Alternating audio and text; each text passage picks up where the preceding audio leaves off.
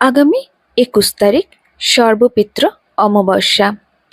এই দিন কি এমন উপায় করলে আপনি আপনার সমস্ত ঋণ থেকে মুক্তি পেতে পারেন?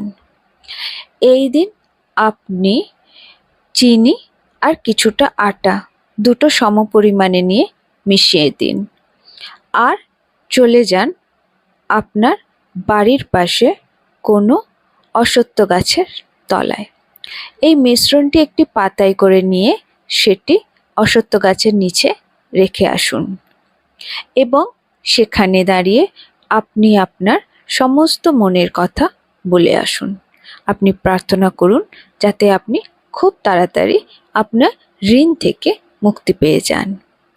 সন্ধ্যার সময় আপনি গিয়ে দেখুন, যদি দেখেন যে সেই আটা এবং চিনি কমে গেছে, তাতে পিঁমড়ে এসে নিয়ে চলে গেছে, তাহলে আপনি মনে করে রাখবেন আপনার খুব তাড়াতাড়ি ঋণ পরিশোধ হয়ে যাবে।